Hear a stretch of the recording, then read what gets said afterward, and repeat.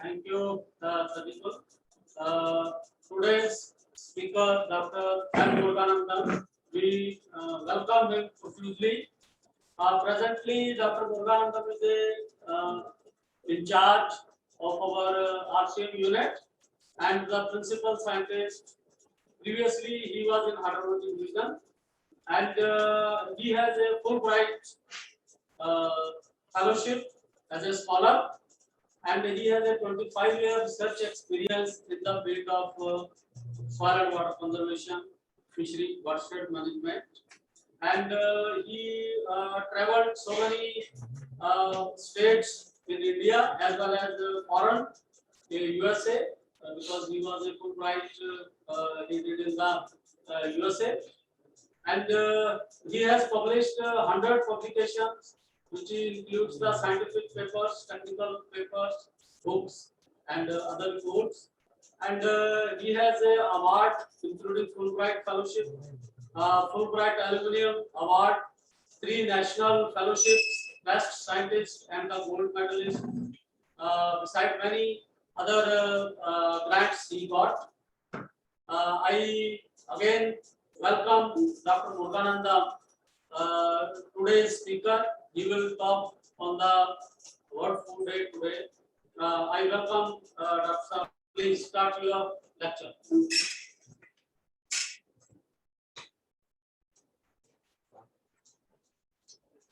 Thank you, sir, and distinguished participants and our distinguished trainees, officers of this our institute, and the respected director and distinguished online participants and scientists and the public. Muruganandan ji, Sir, nothing is visible.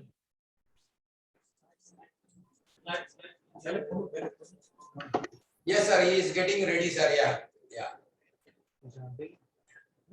Yeah, now it is okay.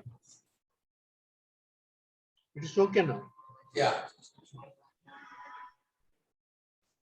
So yeah, thank you, sir, and honorable director and other senior scientists.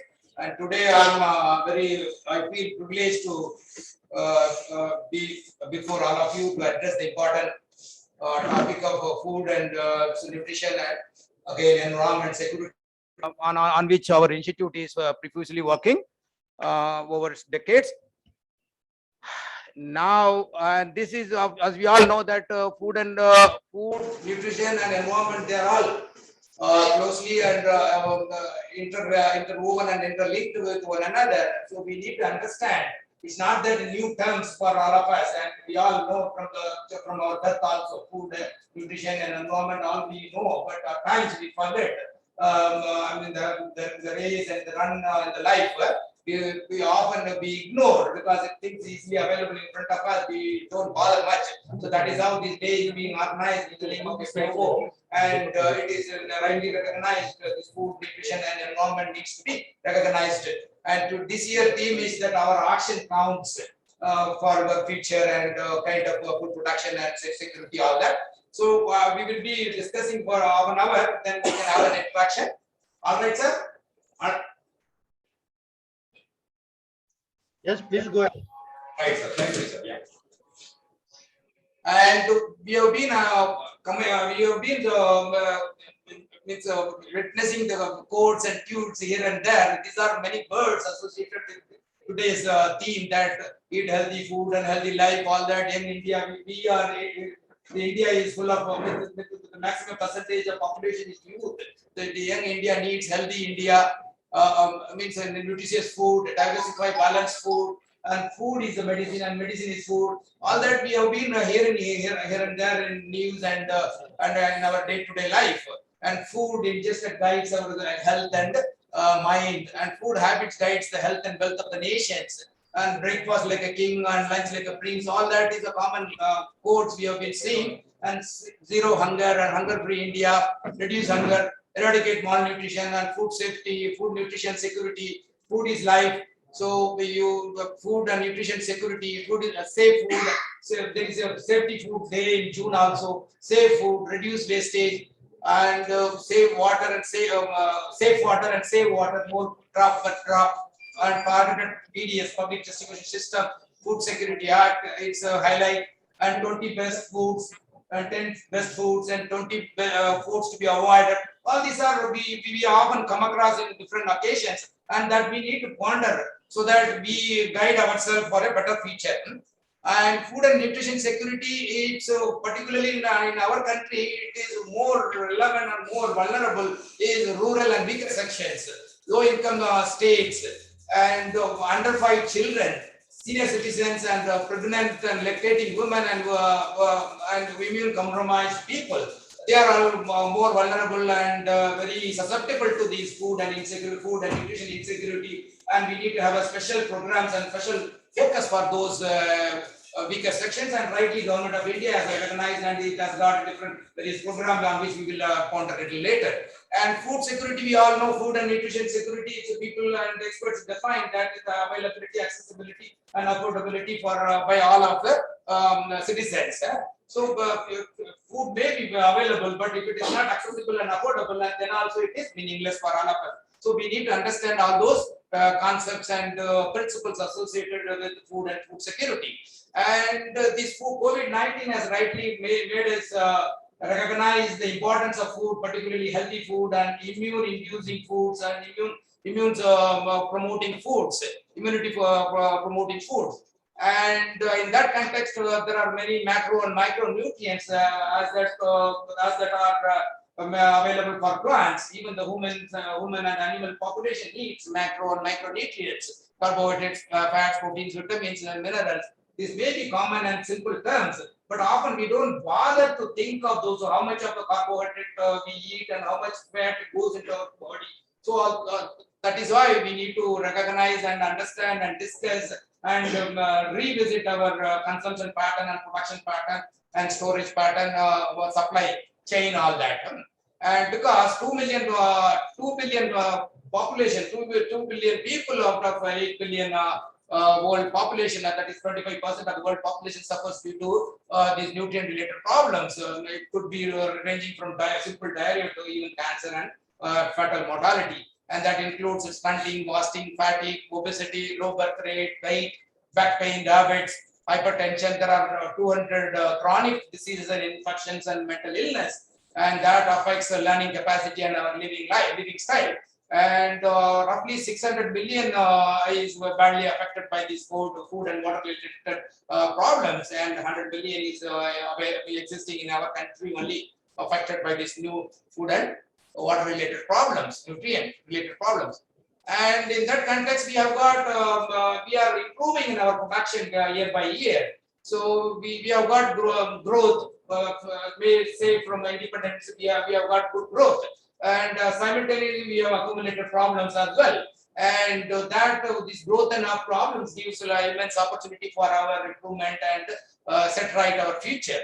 So the growing production and social economic growth could be that 70% of our rural population still engaged in agriculture only, and we have got some around six-fold increase in food grain production from independence from 1950 to this date. It's something around 308 million tons is our recent estimate by the Government of India.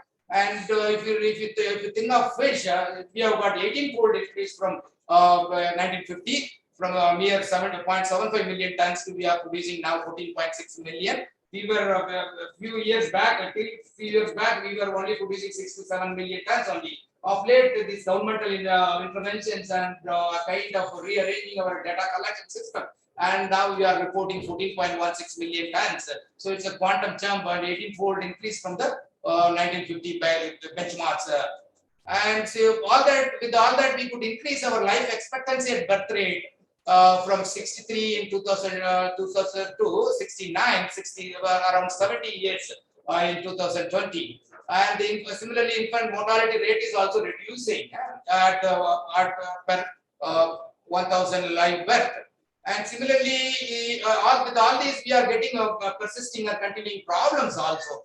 That is, we all know that growing population and land fragmentation is another issue in our country, that the land holding is getting reduced over years, and that creates problem for effective farming and production, and reducing land holding, and of course climate variations and changes.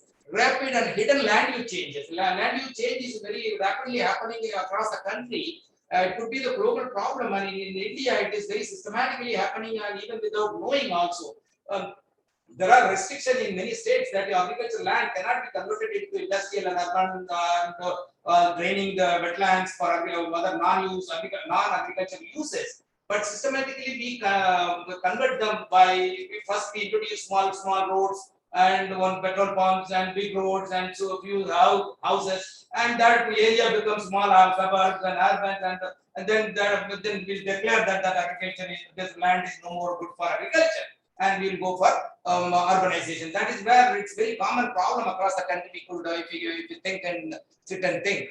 And similarly, rapid and hidden land use changes, and similarly, lack of storage and distribution systems. Our storage facility is very weak, and for which the government of India has got a new institute also. Institute on crop storage. There was one institute in near Delhi. They are researching on how storage could be done.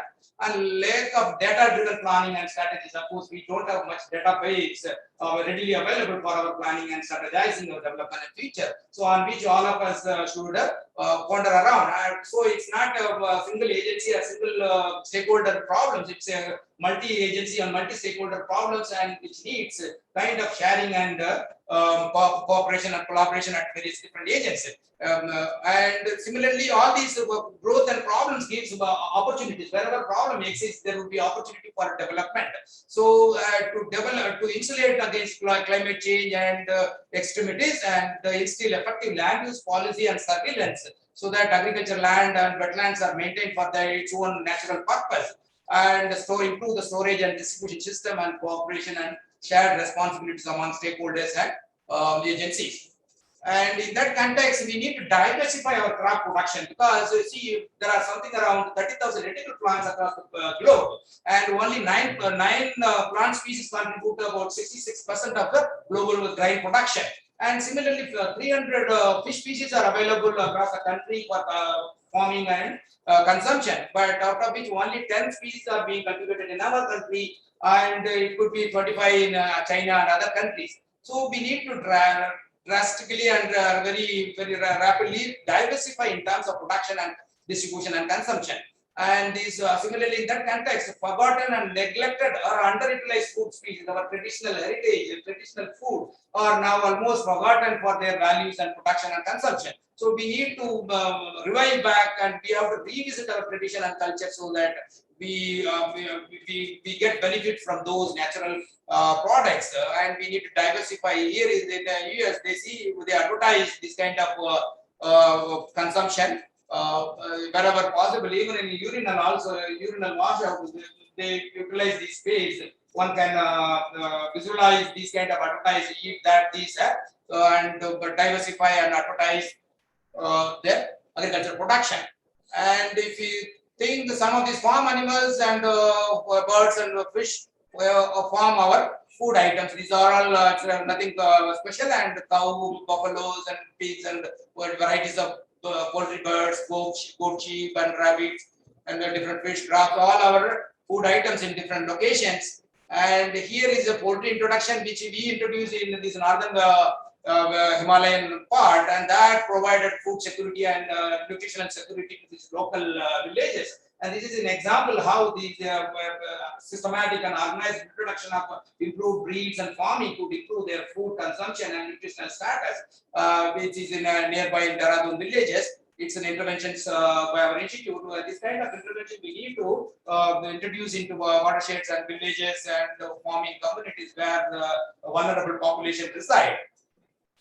And similarly, this is cold water species, and the brown trout and rainbow trout. These are marshy, these are local available species on which this local population of this region depends for their food and local demands. It's a local species on which these local people depend for their food. In that line, that having got all different resources and good amount of natural resources, including land, soil, water, and biodiversity, still we continue to be low in the international development indexes or arena. Recently, yesterday, they have released this global hunger index that says India stands in 101 out of 116 countries. These 116 countries is mainly developing countries and other than developed nations. So in developed nations, hunger is not a problem or issue. And India, which 116 countries been counted, and of which only it's one or two, we are revolving around something around 99 to 1 or 2, 3 like that. And all other countries are a little better off, and India is still branded as a seriously in terms of hunger index, and which is assessed by 3 different agencies based on 4 major indicators. That share of the population is undernourished in the country, and the share of under 5 children who are wasted, who are affected by malnutrition. I'm all right? Okay. So malnutrition and food related problems, and the share of under 5 children who are stunted, and again these are malnutrition related with the children only, related to children, and who have low weight for their age, and the mortality rate of under 5. These 3 are related to children, and the other one is this population, the share of the population which are undernourished. So based on these 4 factors or indicators, and which would have many more indicators also, as major indicators, these 4, and of which the whole India world is categorized by these agencies, and we are poor in rate, though we produce we are the leaders in many crops in terms of production. If we are low in indices and development indices, but our production, you see, we are one of the leaders in many different crops. Fish, anything, be it crops or fish, animals, be it within first 5. And paddy, we are producing 121 million tons this year to 2021. There is an estimate. And wheat and total, we are producing something around 308 million tons. The experts estimate that we need to increase to 350 by 2050, considering the population growth and demand. And so we are one of the leading countries in the world.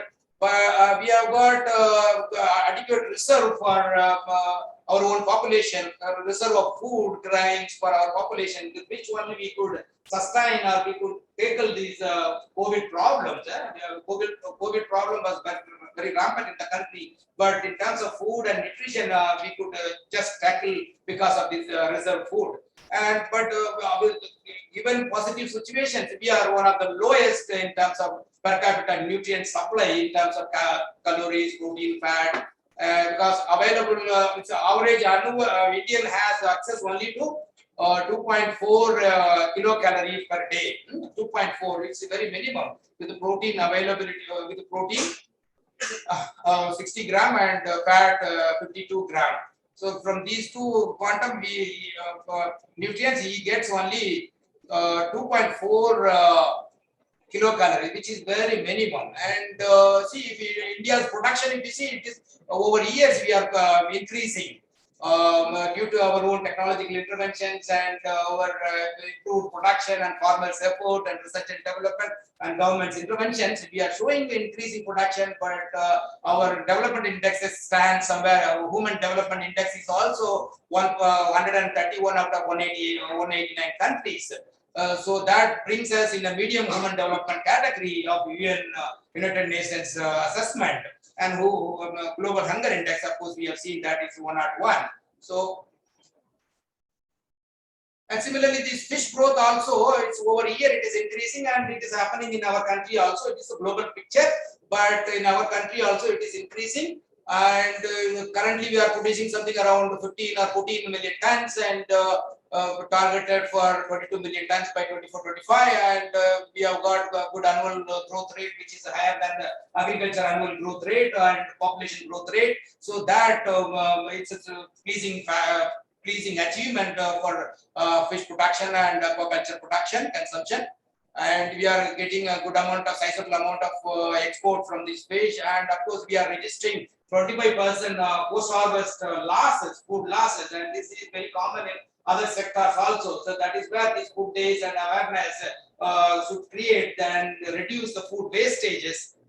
And this fishery sector contributes something around 15 million population, 15 million people in our country. And though we are producing, we are second in aquaculture and fisheries production after China. If China is producing something around 20 million tons and we are producing 14 million tons, earlier it was a very wide gap, and we are just narrowing down with 14-15 million tons. But still, that production is way behind our demand. Wide demand supply gap exists in fish food availability in the country. If you see in Uttarakhand, the current production is something around 6,400 tons, and the requirement for population, because 90% of the population here fish eaters, and at the rate of 0.2 kg per week for 90% of the fish consumers, the demand could be something around 79,000 tons. And even if you account 50% of the population, it would be 40,000 tons. So the demand is way behind the production. So the demand supply gap is wide. It is with reference to fish, and this is this same trend is with other crops as well. And if you analyze in detail, that will be visible. And if you see, this is the data from ICMR, National Institute of Nutrition. And they say it's urban and rural. They have got something boring or all right? Parallelly going on. See, it's all common thing only. The day is given for that only. Think, analyze, and interpret, and to let us because a lot of energy and time has gone into preparation. It won't come like that only. Somebody has put a lot of energy and effort in making all that. We need to create interest and energy. It is available everywhere, but at least giving 1 hour or half an hour, we must imbibe things what is given and discussed. Okay, all right. So energy consumption is something around 2,000 kilocalorie per day, and which is the consumption is carbohydrate and fat, and all these different nutrients contribute. This urban population consumes these carbohydrates this much quantum gram, and fat like that 51 gram, and protein. And total energy intake from cereals. Cereals contributes to our major protein and carbohydrate supply, and something around 1,000 for urban and 1,400, 350 for rural areas. And legumes and milk production is sizable, and still it is lesser quantum. And recommended energy per day to be obtained from cereal and millets is recommended. How much quantum of food or nutrients can be availed from cereals in order to make our food balanced and nutritious. So that is 45% of cereal could contribute to our dietary need. But what is happening is something around 15 or 51% in urban and 65% in rural. So we are more dependent on cereals and millets. So that is where we need to diversify and reduce our millet and cereal intake, and we need to diversify our food intake or different other food intakes, so that our population, our children become balanced and nutritious, and that creates a healthy India. And similarly, recommended energy per day is also 17%. Recommended energy per day to be obtained from the legumes and pulses, meat, poultry, fish is 17%. But what we get is, what we consume is 11%. So this needs to be increased and this needs to be reduced. And here, this recommended daily allowance for daily consumption is something around 2,000 kilocalorie for women, and 2,500 for men, and 2,100 for urban, and 2,400 for rural. So it's something closely, but still we need to appropriate and balance our calorie intake so that our population becomes healthy. And yeah. And similarly, this is again the same point is highlighted here, and the cereal contributes maximum to our intake, energy, protein, fat, and carbohydrate, which needs to be balanced with other food articles. Or this is urban adults. And I'm just skipping for want of time, and this is for rural adults, and the scenario is same, and the quantum is little varying here and there, and we need to appropriate. And here, this percent of energy derived from various food groups in urban and rural adults. These are all information from National Institute of nutrition, one of the ICMR institutes, and it's available. But we need to understand here. And maximum is from cereals, and here also in both in rural and urban rural areas, cereal contributes more to their diet because probably due to their availability, and we need to reduce and balance with other many different items.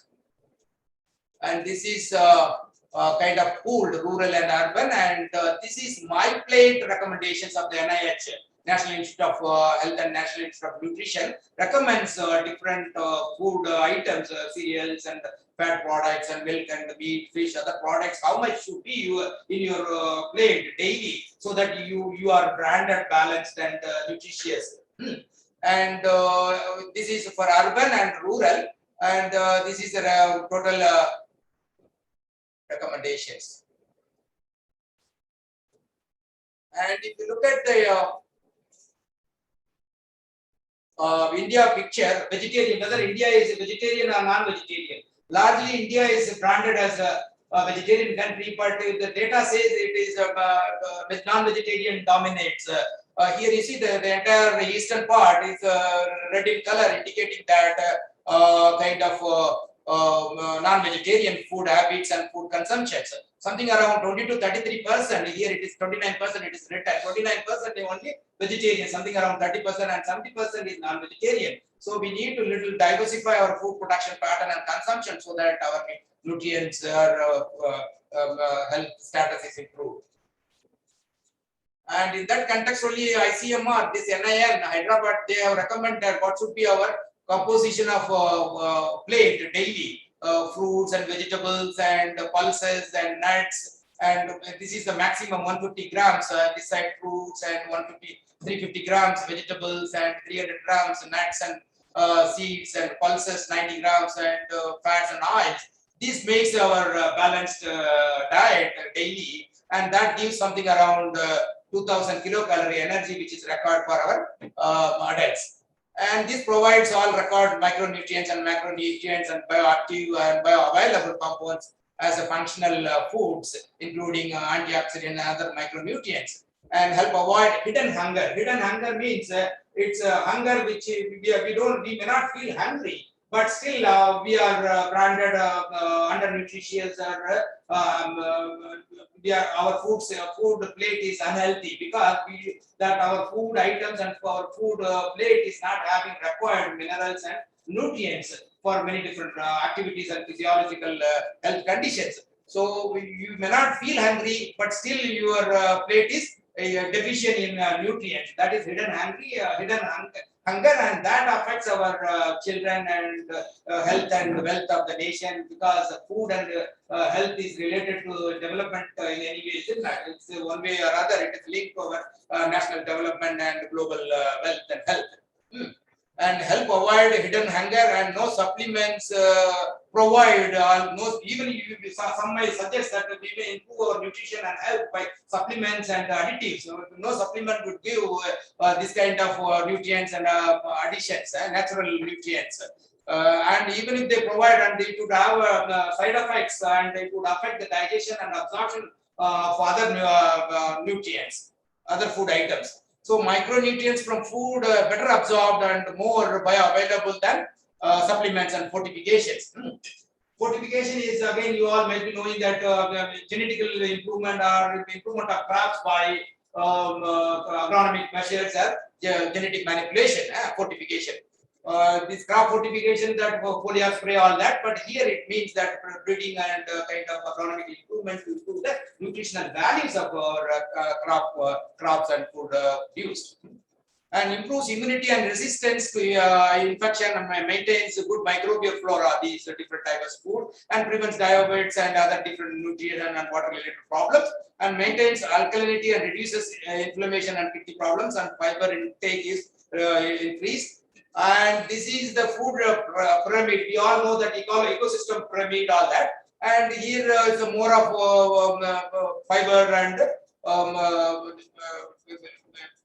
high nutrient rich crop items or food items, and which should be consumed very liberally, and this is reasonably should be consumed fruit items and very sparingly, and this again these oils and fat should be very sparingly consumed, and again this depends on the growing children and the age of the people, age of the person and gender of the person and region, all that as per their physiography and physiology, as per their body conditions, it would vary, and I'll just skip here.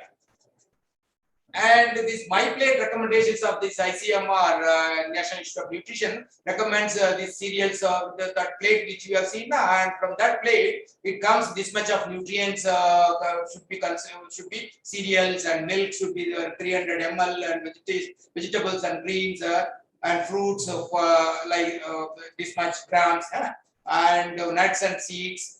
Here it is written, its explanation is given. Prefers fresh fish or fruits, all that.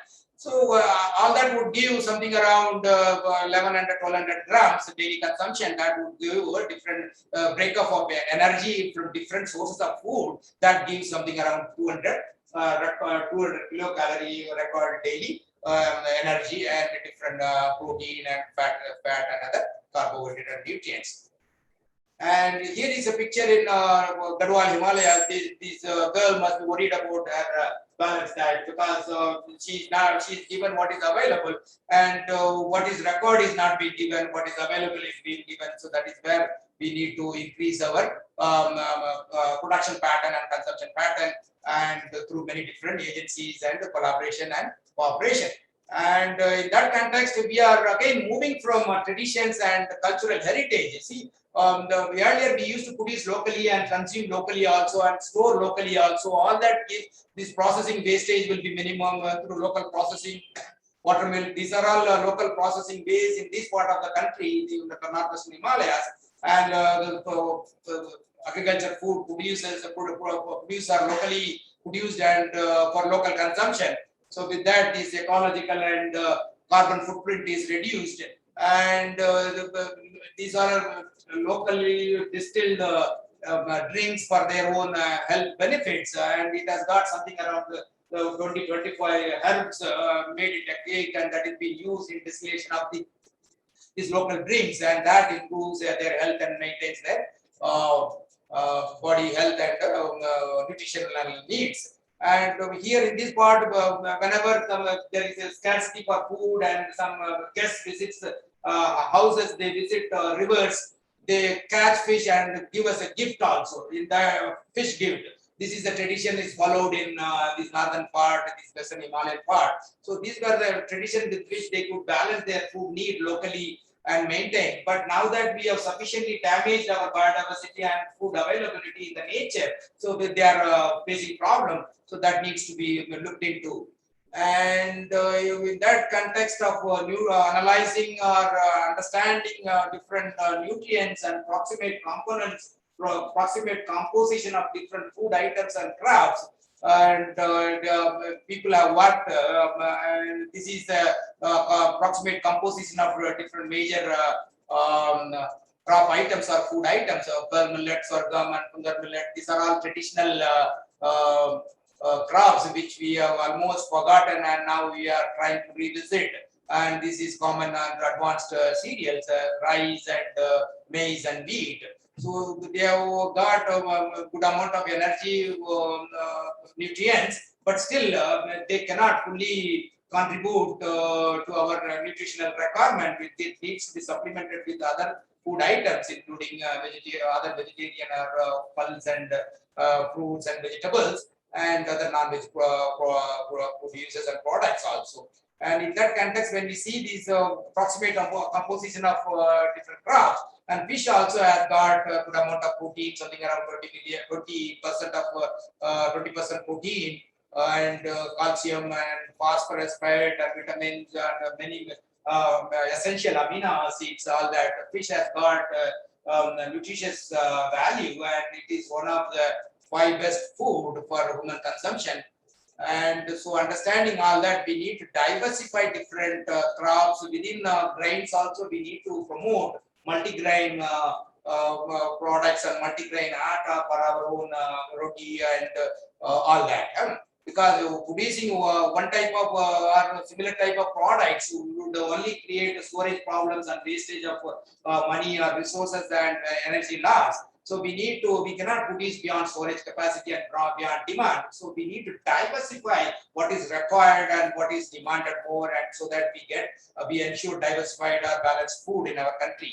And in any case, we should avoid say no to junk food, even if it is cheaper. In our countries, it's not cheaper also. In other countries, it may be cheaper, but in our country, we never can afford to use this junk food because our population is still already under trouble and problem, and we cannot promote. But we are these days we are imbibing or we are getting Western influence.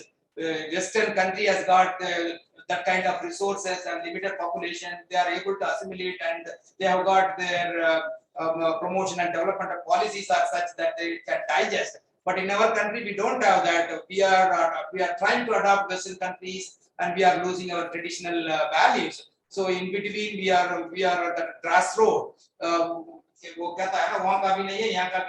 So we need to revive our pattern of production and consumption, so that we maintain our traditions and culture. At the same time, we will improve our production through advanced techniques or science-based or data-based technologies.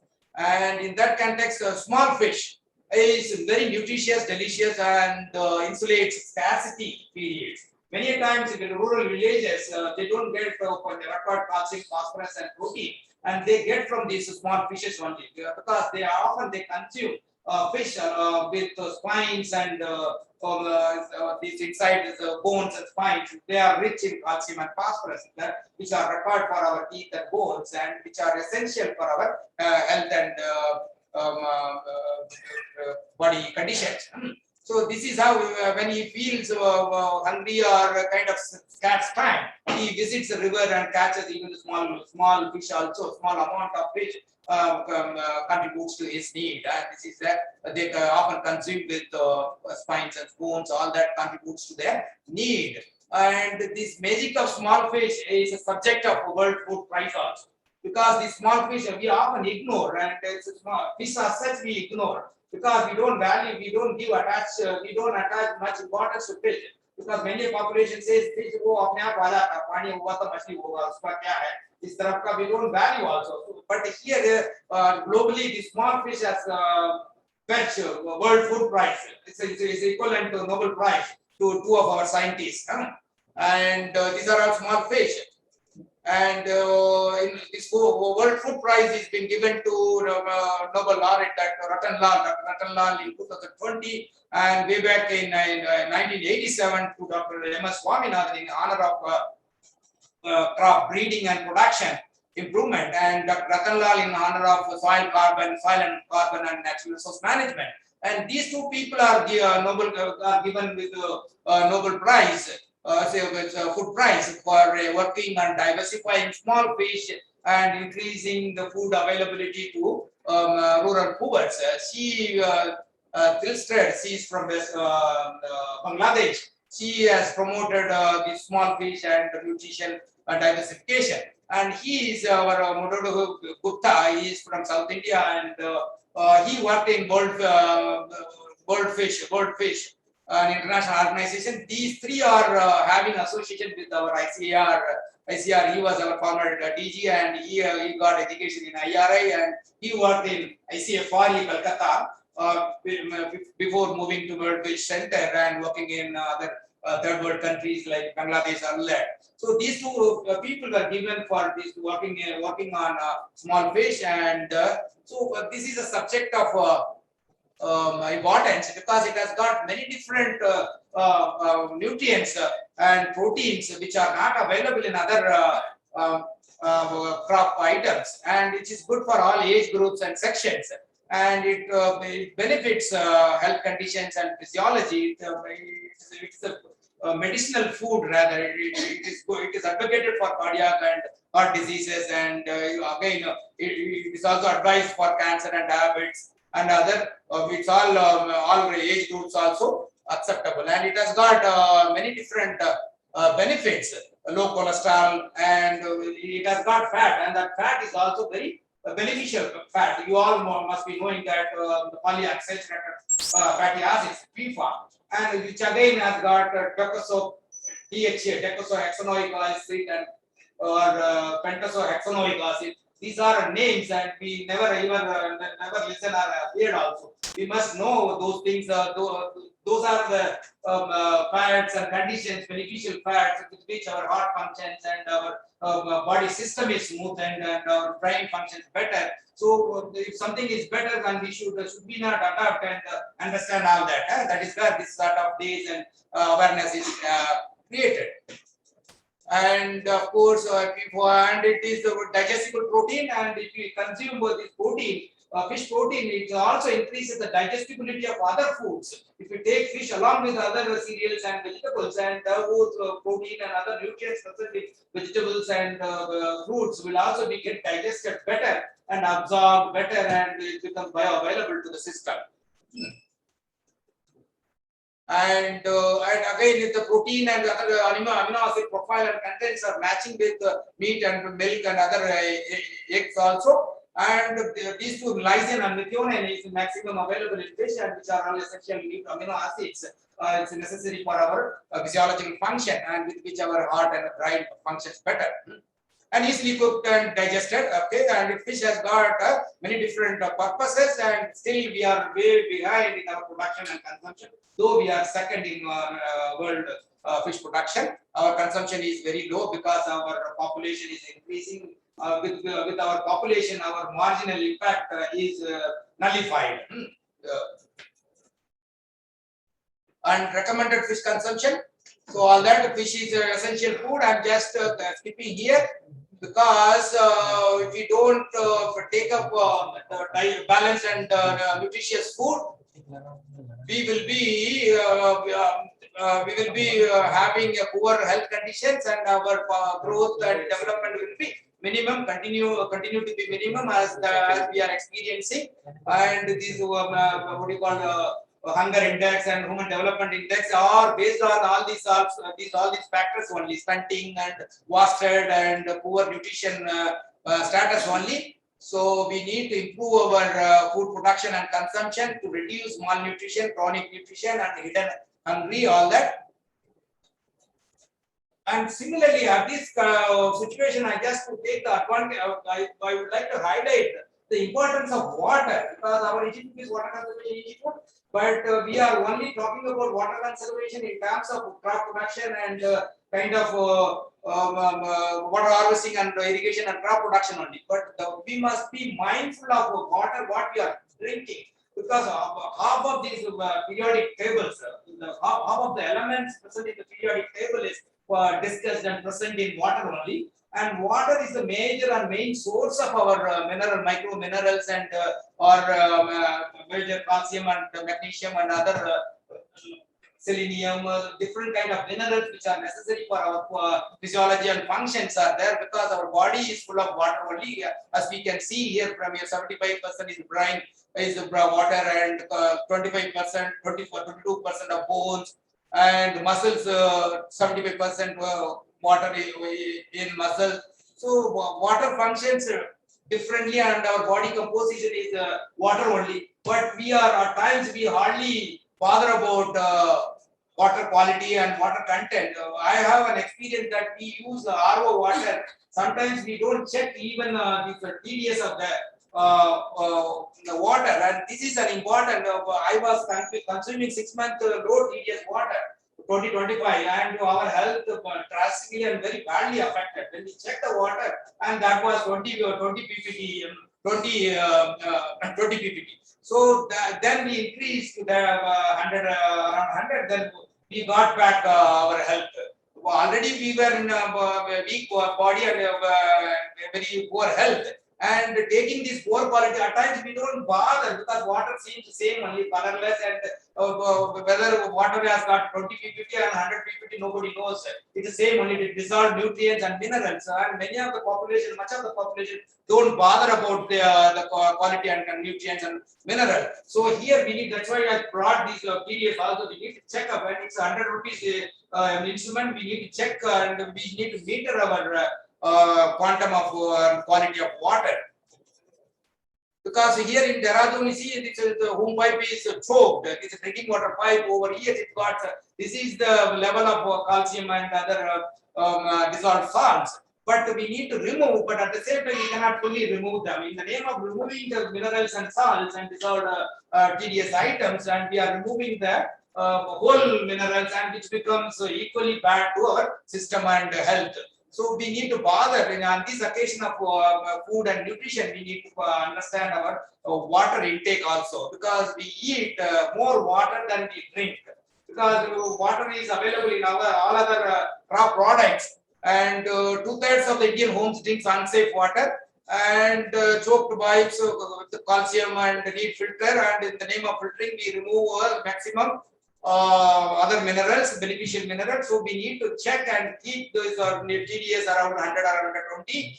And of late suggested is alkaline water, which seems to be better. And let's slightly alkaline. The pH range 7.5 to 8.5 seems to be good. And ionized water, experts suggest that ionized water means the water is dissociated into hydrogen gas and oxygen molecules. That reduces the hydroxyl radicals, which is very bad for our body physiology and growth, and it helps maintain antioxidants and cell metabolism. So this ionized water of late it's becoming important and coming up many different machines and RO system. That Kangen water people are advocating and using, and many different ionizing system are coming up in the market. And these are some of these water quality parameters, and which is available.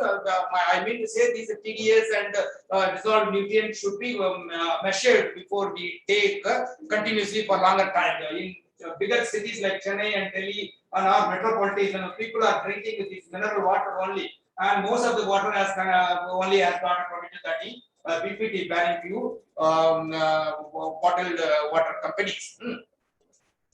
And we need to check over exploitation of natural resources, because we are having increasing food production and demands, and in the process we often tend to over exploit our natural resources, including biodiversity and economic over exploitation in terms of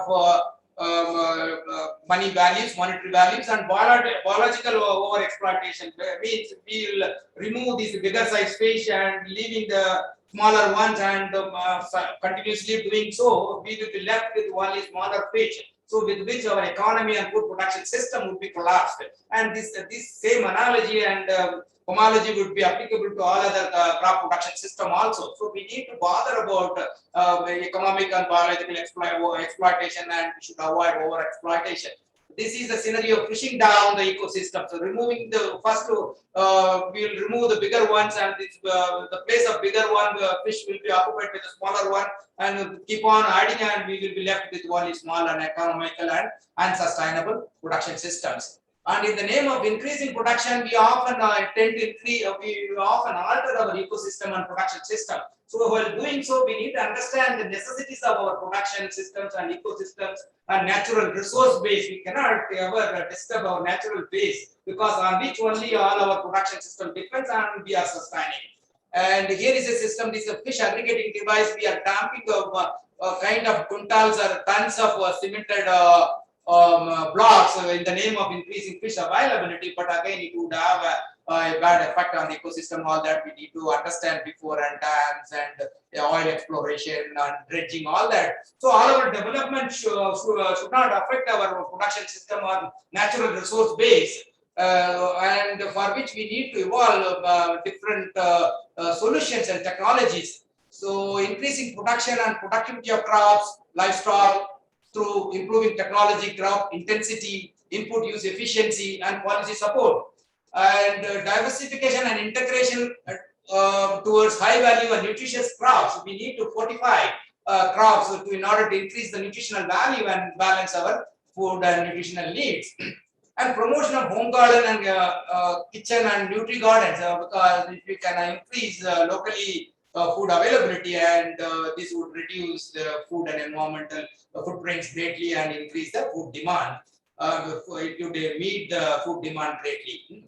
And of course, improving price realization and shifting cultivators from to non-farm jobs, because majority 70 is more than 70% of our population engaged in farm sectors only. We need to slowly diversify into different sectors so that this agriculture or farming sector is comfortably engaged and managed for good production and sustainability. And strengthen partnerships and connections between stakeholders and public, and produce, store, consume locally, reduce carbon and ecological footprints, and reduce wastages maybe through 3 different R's: reduce, recycle, and reuse. And supplementation of balanced nutrition, improving through PDS system, public distribution system, and revisiting of traditions and heritage, natural farming. These are the houses, traditional houses in Northwest Himalayas that included invariably had a kind of honeycombs and combs in those houses in between the walls.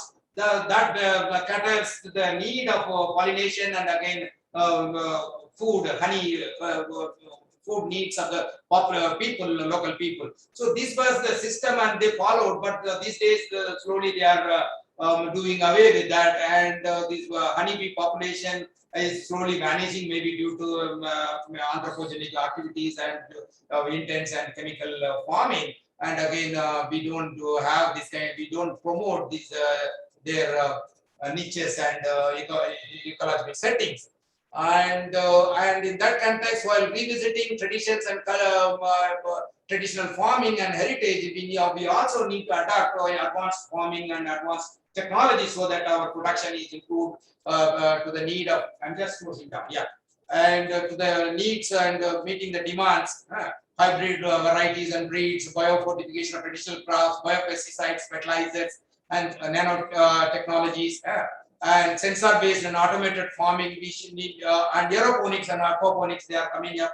This five-block technology of fish production is coming up now very across the country. It has become very famous and popular, and still we need to standardize and systematize to the local needs. And again, technological and engineering principles to be applied in many different systems and farming components in different occasions. And this drone-based farming is also coming up in different areas, and mechanization of farming, including advanced cattle and milk and meat production systems should be adopted through automation and mechanization, and improving the poultry farming so that poultry-based livelihood and food production system is improved. And here is a system that recirculatory trout farm in US we observed.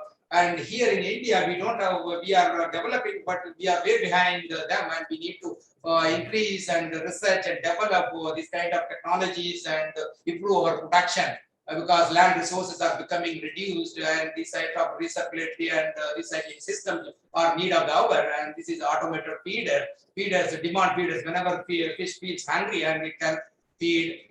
And these are one of these recirculatory system, and the waste are treated here with hay, bale of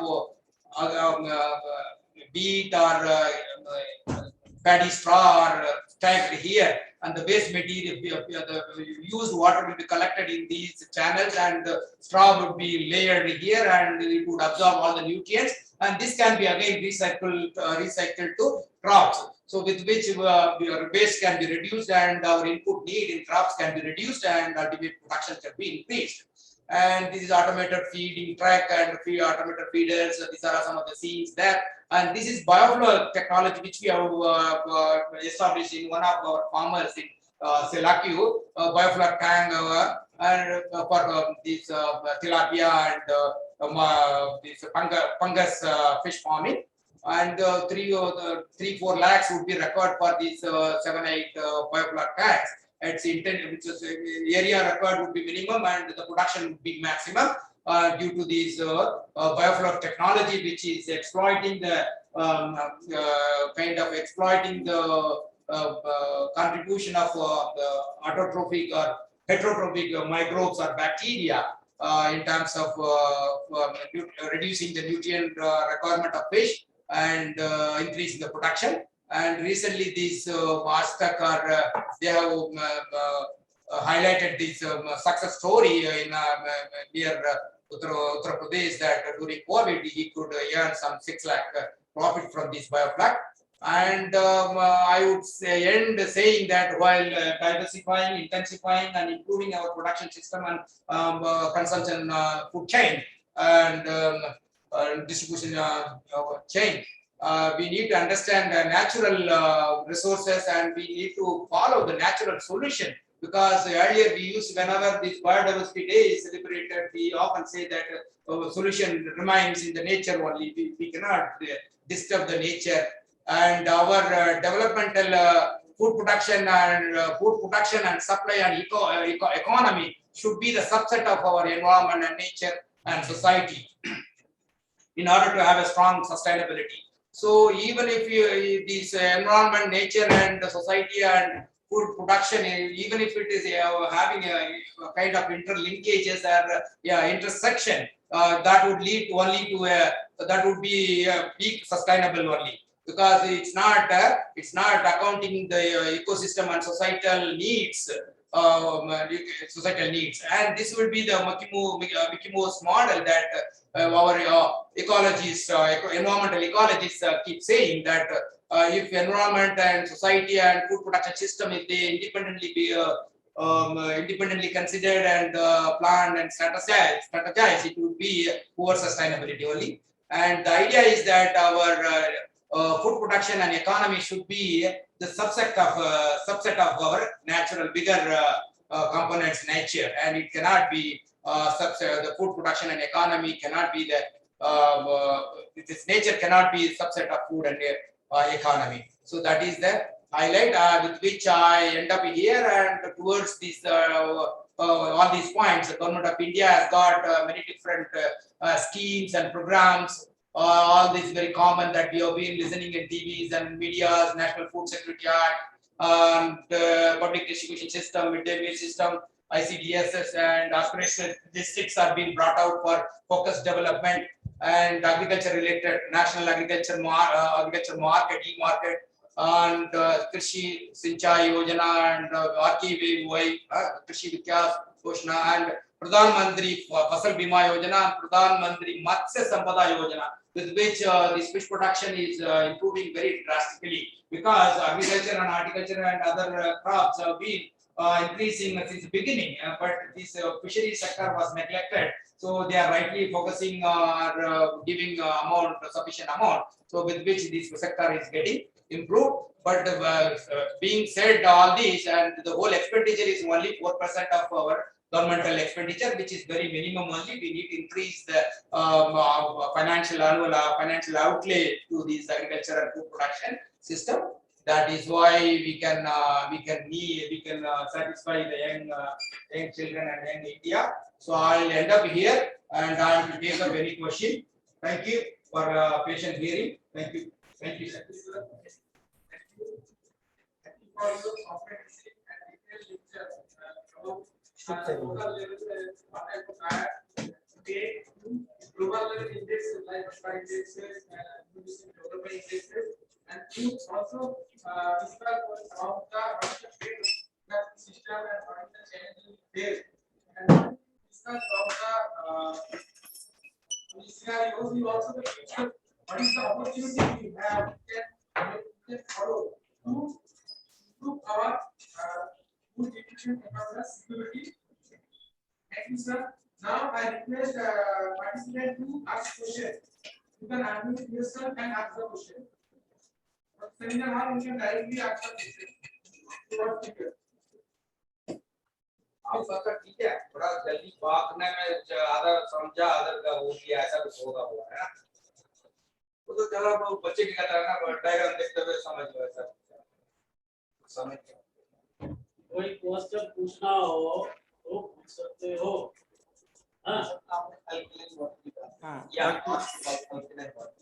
Hello, Dr. Muruganandam. Can you hear me? Yeah, sir. Actually, you have compiled a good information. Thanks, sir. Thank you. But at least can you throw some light on your concluding remarks, particularly when we are 101 in the hunger index? Yeah. So should we emphasize more on the food or the quality of the food? Quantity or the quality? Sir, in our condition, given the situation and seeing the condition, we need both we need both quality and quantity. And this Yes, leave sir. out the hunger index. Hunger index is based on four indices, which is what? Which is revolving around children, three parameters that kind of malnutrition or unbalanced nutrition meant for children, and the proportion of population undernourished. And here the reason could be that we in our country we are guided by religion, region, and we are divided. Most of the population don't take non-veg food, and they don't take kind of fatty rich or protein rich food also. And this consumption is guided by many different factors, and with which we are lagging behind maybe in indexes. And our production is growing and we are able to sustain. But thing is that growing population and this nutritional requirement, we cannot take the backseat in quantum production and as well as quality also. Though both are equally important, that you cannot compromise on both. And Rashad, cannot be exclusively. please, just a minute. Actually, it's easy to say that we should have a balance. That's the best practice Yeah. that should have been. But in the present situations, when around 80 crores of the population, 80 to 90 crores, they are not getting even the 2-time meals. Under those situations, land is also scarce. We know water is also scarce commodity. So should we first prioritize on the aspect of the quantity of production or the quality? That is very clear, because we have to first emphasize what should be our priority: to provide food to all or to provide quality food to part of the population. That is one thing. Another thing is, in your presentation, you have mostly highlighted the non-vegetarian food, particularly to balance the nutrition. And as far as literature is concerned, we know that producing non-vegetarian food is definitely involving more of the resources compared to the vegetarian food, providing protein, fat, everything. So where we should go? Because, for example, we have to prioritize in which direction our efforts should move, so that at least we can get first the ensuring a food to the population, then quality, then comes the question of sustainability. Okay, so if you can, because you might have gone through so much of literature while preparing this particular compilation, so if you have any idea, you just at least throw light on those issues. You have rightly raised the question, sir. Your questions are very valid and very contextual. That given the situation, if you say what would be the first and what would be the second, then the first should be the quantum of production only. Another quantum of production, that because we need to whether less nutrition or something to eat should be ensured. So quantum of food should be the target. But while aiming the quantum, we need to diversify within the same crop, within the crop and vegetation also, vegetable crops also, and we need to diversify different other crops because we are focusing more on only few crops like paddy and wheat, and we need to diversify many different crops so that this crop production can be increased. Quantum is first and quality would be the second, but we cannot keep the quality in the backseat for long, because with the quality only you are going to get a quality population and quality kind of children, quality country and development, with which only the mother and children and the entire population is going to perform better. And if you have a chunk of low quality people, and the development we will be continue to be developing only. So we need to bother about quality also, and that is our lookout how we are going to achieve. Maybe the researchers and development policy makers and other planners, they should work constantly, and probably they are working also. And given the diversity in our country, and it is really a tricky question and problematic question only to be answered, but we need to bother all that. And quality and quantity is to be taken at par. Sir. Then what is the other question, sir? No, it's okay, sir. Just And we need to balance our. otherwise, what will happen? Otherwise, we keep only discussing it. Let others also get some ideas. If they, because I am seeing in the chat box, some people they are asking some clarification. For discussion only, this is only for it is just it is throwing idea and it is discussing ourselves only, and so that we get better informed and better educated on a subject. And as regard to this non-vegetarian food, the quantum of water and nutrients or energy required to produce non-vegetarian and others, and we need to balance our production in order to meet the demands and balance different. Even if it is costing little, and we need to go for it, and so that we balance our production, and we cannot inordinately produce one particular crop and beyond our storage capacity and allowing it to rot. So we need to diversify, and that's what I said. All our production and development should be the subset of our nature and an environment. We cannot go beyond nature and environment. If your environment says don't go for non-vegetarian, it is done. And no non-veg. No, that should be stopped only. That should be the fundamental basic, because we cannot go beyond nature and environment. We have to plan our development and strategize our development plan within nature and environment and ecosystem. Thank you, sir. Okay, Rakshmi. Because actually, I had gone through some of the literature, particularly in the schemes which is being implemented in Uttar Pradesh. In that context, out of 22 crore population, almost 18 crore they are giving these cereals particularly, and I think partly some pulses also. So whether it can sustain that population from the point of view to food and the nutrition, because in the public distribution also we should try to improve so that the quality of the food can be at least ensured. And I can give the example of Tamil Nadu, where particularly in the public distribution system, they try to ensure the quality in addition to the quantity. Yeah, true, sir. Yeah, that our public distribution system should be improved. We are way behind in many different ways, and storage. That's what recently they have started a storage institute also to research on storage. Storage and distribution system is so weak that all our majority of our production, or at least 25%, gets wasted in different food production chain. So that needs to be improved so that we can balance, we can reduce some of the crop produce and increase other produces to balance our nutrition. Yeah. Okay, Rasha. Let others also have their opinion on it. We don't make RO water, and we should use alkaline water.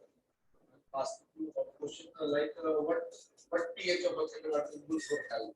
After what pH? Yeah. Here is a question about alkaline water and RO water should be used or not, and what should be the pH and what should be the alkalinity. All that is being asked. So here the advocacy is not to be, it's not to drink RO water. It's drink RO water. While drinking, you just bother about the TDS, because I have been experiencing 6 months. I have been continuously drinking 20 ppt this TDS, and that has deteriorated our health and physique, and that we could visibly experience. And just changing increasing the TDS, and we could revive back. So that is the example, and this is also 100 rupees meter, and that tests the TDS, and we must check. TDS should be something around 100, 120, and recommended is even up to 500, and some says 2000 also. But if the TDS in Dehradun, it is 300 in the tap waters, in the source water, and if source water has got 300 ppt, and we can take up to 100, 150. So we should not remove entire minerals and other nutrients present in the water, because water is the major source for many nutrients and minerals. In the name of removing bad elements and bacteria, virus, and other harmful items in the water, we also tend to remove the minerals and nutrients fully also. That is also not good for our health. So while taking RO water and while manipulating water intake, we need to test our water quality and intake, because we take water in different food processing, and roughly 2 to 3 liters daily we drink for our physiological needs and hydration. So that is a major source. We lightly take water. Water means nothing. Because I have seen some of my known fellows, they are drinking this bottled water months together and without even bothering, and they are spoiling their health. And that needs to be highlighted. I don't know, and there is an agency for that also. But there are many agencies and testing. But in our country, surveillance and advocacy is weak, with which we don't bother much of the water-related nutrients and quality which we take. And as regard to alkalinity, suggested is 6.5 to 8.5 is good, and slightly alkaline pH is something around 7.5 to 8.5 is good for our body condition. And these of late ionized water. There are some RO or kind of water filters now coming for ionization of water. And there are many countries and agencies are advocating that you drink ionized water, because ionizing the water is H2O, and that is dissociated into hydroxyl and hydrogen gas. This hydrogen gas helps in building up antioxidants and removing these bad kind of what you call radicals, hydroxyl radicals, which are toxic and not good for system. So this is this ionized this what you call ionization of water. There is a Kenyan water they are advocating, and they are costing something around 3-4 lakh. Some of our colleague Amit Chauhan, I must ask him what is now how is getting that water. And like it's not advocacy, but people are trying to advocate and advertise that ionizing water. We don't never hear ionize the water and drink.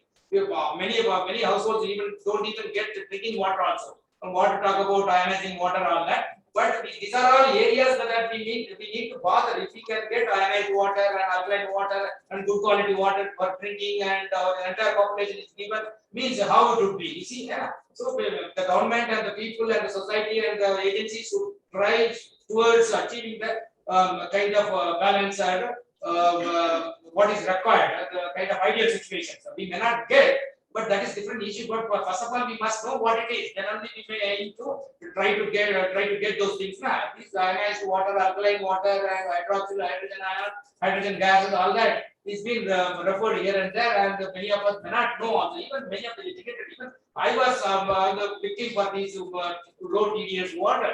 And it was very magic, and wherever I go, and I used to go with this, and I advocate people also. Thank you, sir. These are. Yeah, thank you, sir. Yeah, there is one question from Dr. R. Ramakrishnan. Hello. There is a question in the chat box. He is appreciating your presentation. He says that billion people are having malnutrition. What are all the remedial measures to overcome this? And also suggest your recommendation. Be brief, please. Yeah, sir, the entire presentation we need to increase. That's what we have been discussing. Our Dr. Mahotsav, he was asking how should we go for a quantum or quality like that. And malnutrition is there, and majority population is malnutrition.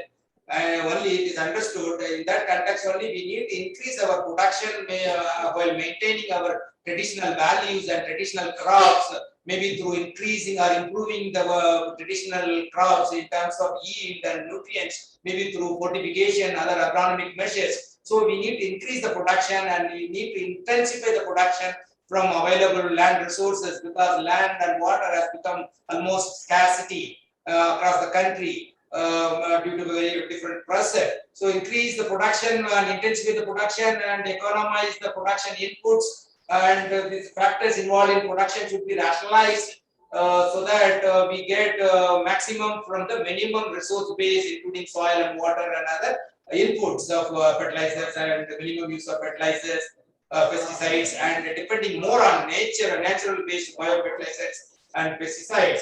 And along with a bit of advanced technologies like use of drones and biopesticides, and then the policy guidelines for promotion. These traditional crops means we need to give some incentivize, and there should be incentives for promotion of traditional crops with fortified inputs, and so that our population, that our traditional varieties and diversity is maintained, and the nutritional benefits from that, those crops are maintained. And we need to diversify other crops also. That's what 30,000 crops are there, and only 9 crops contribute to 66%. And similarly, there are 300 species, fish, aquatic species been identified, and only 9 are being cultivated widely. And we need to diversify so that for which a lot of research and extension and policy guidelines and public money investment are required, and our government and stakeholders or agencies are involved. But still, we need to double our input and effort, and we are moving towards that. Thank you. Do you have any question? Ladies, do you have any question? Please ask. Yeah, Muruganandam ji. Hello. Please. There is another question in the chat box also. Why child malnutrition more prevalent in rural areas than urbans, despite having abundance of nutrients availability? Of course, partly I disagree. Particularly, abundance of nutrient availability means this may not be true. What question is raised? Because in my opinion, particularly in the urban areas, people, they mostly purchase the food. Whereas, so while purchasing, you will have the options. Should I go for cereals or pulses or oil seeds or the other proteins, whatever they require. But in rural areas, mostly people, they basically consume what they have in their house. And mostly people, they will be having cereals in their households. So that may be one of the reasons, what I think. If you have some different idea, you can just throw light on it.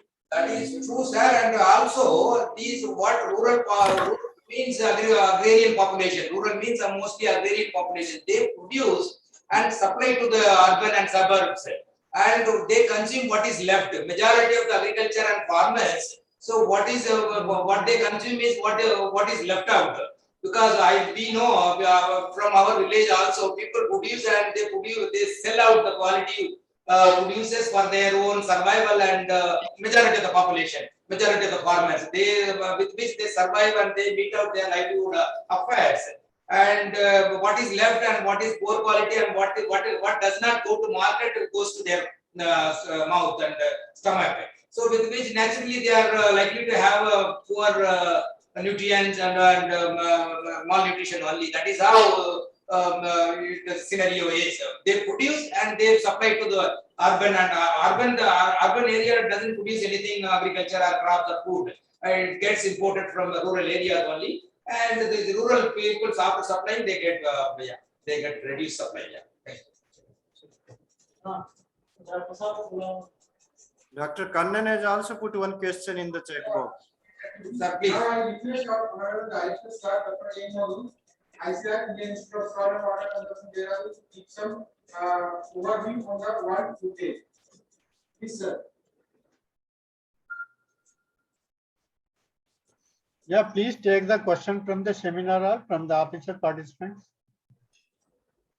Over, sir. It's over. Anybody have any question? Yeah, it's over, sir. Nobody has any question. You move to the next agenda. Yeah, Dr. Kannan's one question is there, sir. In Yes, chat. that I will take that, sir. I will address it. Okay.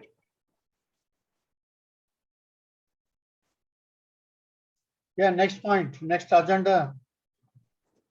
Sir, now I request our honorable director, sir, Dr. ICAR, Indian Institute of Soil and Water Conservation, Dehradun, to give some overview of the one today. Please, sir. Yeah, thank you very much, Dr. Shadikul ji.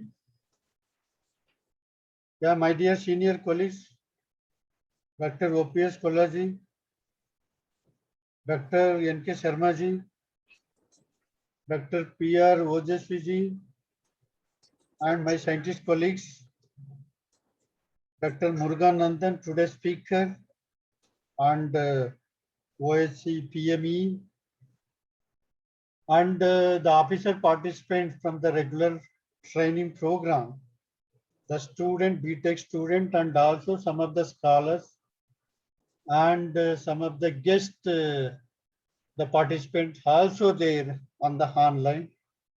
Yeah, thank you very much for everyone for joining on online this training, this particular program.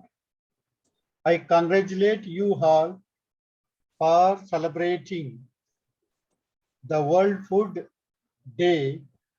This is being celebrated with the anniversary of the Food and Agriculture Organization, FAO. It was established during 16th October 1945. That means to say that the Food and Agriculture Organization has completed a tremendous and honorable the 70-year glorious years of service to the global.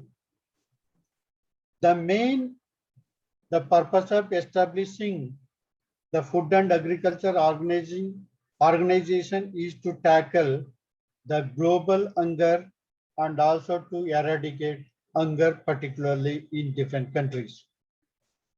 And of course, the India, the joined FAO during 1948. Of course, the major theme of this, particularly this year, is safe food now for a healthy tomorrow. That means to say that to eat a safe and quality food today, we are in a position to maintain the healthy life for the tomorrow. And my dear friends, first of all, let us give a big hand to Dr. Muruganandam ji for taking his valuable time and preparing some of the very good important the slides and issues and aspects related to the food, nutrition and environment, and is also put it in a beautiful slides, and the content wise and also in the quality wise also it is very good. On behalf of myself, on behalf of my all the colleagues and the fellow research fellow student and officer scientist, I thank profusely Dr. Muruganandam. Yeah, let us come to the hunger index. Somebody was asking. I request those who want to know about hunger index. Yesterday it was published. The India previously it was ranking 94. Now it is ranking 101 out of 160. That means to say that only it is behind only the 16 countries out of 116.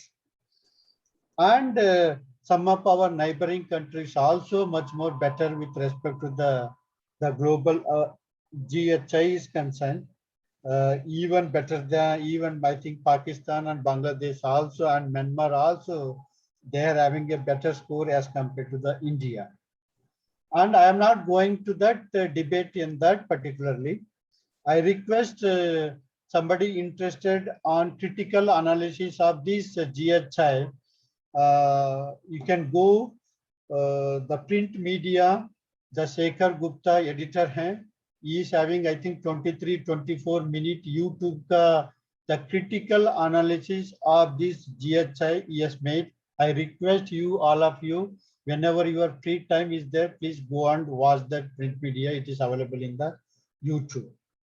Normally that particular index, it covers the mortality and malnutrition and the stunted growth and other things. The detail it is given, please go through. Yeah, let us talk about with respect to our country, like our situation is concerned. We do no doubt actually we have produced in terms of quantity, we have achieved more than 300 million tons. You mean to say that some of the question is that whether we continue to produce in terms of quantity or quality. Yeah, definitely from the production point of view, definitely we have to continue to produce both in terms of quality wise, much more emphasis is to be given rather than the quantity. That means to say that we have to produce much more nutritionally the rich, the foods and the food product, so that actually it can reach to the common man. And the second important point here is that the purchasing power definitely actually the poor among the majority of the population. That means to say that their earning compensating to the expenditure to the food is much more lesser. That's why actually this kind of malnutrition and the nutritional security and food security is come into the picture. That means to say that the major emphasis it need to be given. One is the producing the quality, the produce, that is okay. The second important point is that to increase the purchasing power of the rural mass or those who are unable to purchase the quality, the food grains or the quality produce. That means it comes the employment opportunities and other things. And this third point is that somebody was debating that the animal protein versus the plant protein is concerned, the vegetarian or non-vegetarian is concerned. Here is that actually if you calculate the per unit of energy consumed, particularly production of the protein, either pulses or animal protein, that definitely either the plant or animal, it is much more as compared to the cereals and other things. But suppose if you calculate by putting into the only the direct cost, the animal protein to be much more cheaper as compared to the plant protein. That's why the most of the people actually they recommend for the animal protein rather than the plant protein, particularly pulses and other things. And my fourth point is that the pulp production itself insufficient to meet out the growing population. Definitely in that context, definitely we have to increase the pulp production. Then only the people they are in a position to purchase the reasonable rate so that the price that can be brought down to the reasonable level. And sometimes normally what will happen that the preparations also makes a lot of differences. Sometimes we have the quality or rich nutrient, but the lack of preparation while cooking the food and other things, we are losing much more the valuable nutrient content in the food. That's why we need to build up a balance. That means the creating a awareness either in terms of value addition or the nutrient enriching. We are talking about the compost enriching or nutrient enriching, particularly for the soil. In the similar manner, probably we have to come out with a, now we are talking about the vitamin tablets and other thing. In future to come, definitely we may talk about the nutri-rich tablets kind of thing. I think it can be available at the cheaper rate to the rural mass. And one more point with respect to the rural and urban is concerned, that due to the fact that due to the crop diversification, the area under some of these some of these the cereals or pulses and oilseed, it has come down because of the fact that these are all yes, it is a low valued crop and it is being slowly replaced by high value crop, what we talk about the vegetable and other things. That means to say that somebody was mentioning also that the people they produce, but actually they are not consuming. I mean to say that the person who is selling the vegetable to us, either leafy vegetable or greeny vegetable or fruits, but he is not in a position to consume himself or his family, but he is only selling these produce, but himself actually he will eat only the dal and other thing or chawal and other thing in his, when we go back to the house. And that definitely because of the crop diversification, looking to the commercialization point of view, most of the farmers they feel that the better to go for the commercial value crop so that they can purchase the some of the food grain crop, either cereal or pulses from the PDS or in the open market. That's also one of the component and the criteria where the some of the people they're looking for this kind of evaluating their economy in terms of low value crop and the high value crop. These are the some of the issues Just I wanted to share with you, definitely our focus should be not on quantity, our focus should be on quality, and also to increase the purchasing power. If possible, the government or many other state government or schemes, they are in a position to support either through the PDS or any mechanism to increase the availability of the food. The major problem is the more than nearly per year 50 an average 50 kg of food grains, it is being lost due to the various processes, starting from the production to the ultimate the handling, and also the cooking, and even after cooking also the people also the waste the food. That means to say that average the per person it is worked out to be 50 kg per person. Then you work it out for more than 130 the million population. That means to say that my humble request at this point of time is that let us focus on quality. That is one aspect. And my second aspect is that I request all of you to not to waste the food when you take onto your plate. At least if it is there in the vessel, it can be shared to the anybody. But after taking into your plate, it cannot be shared. I request, my humble request is that even if you even if you wasting 1 gram of rice, the normally actually it required 1 kg of 1 kg of rice. It is required about 2,500 to 3,000 liters. That means to say that even if you waste 1 gram of rice, that means to say that even we are wasting 3 liters of water. With this, I thank all of you, and also I profusely thank Dr. Muruganandam and also N.K. Sharma sir for organizing this the seminar, and also I thank each and everyone for sparing your valuable time and also the input in terms of question and answer. Dhanyavad, thank you. Thank you, sir. Thank you for your organized and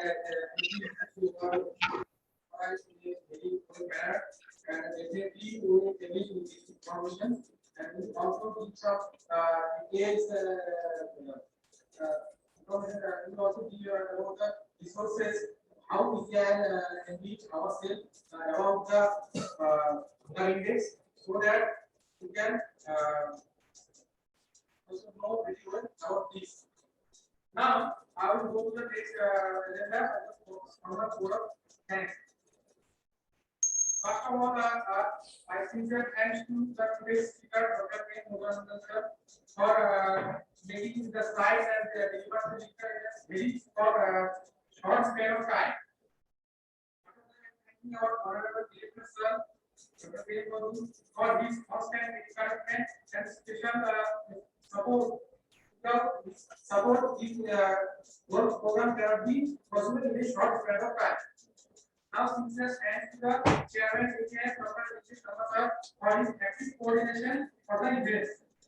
I also thank to the team ICAR for providing technical support, especially Sir, Amrit and Dehradun. Last, thanking all the participants for joining this event and make this event successful. Last but not the least, I thank all others who directly or indirectly contributed to success this program. Thank you all. Namaskar.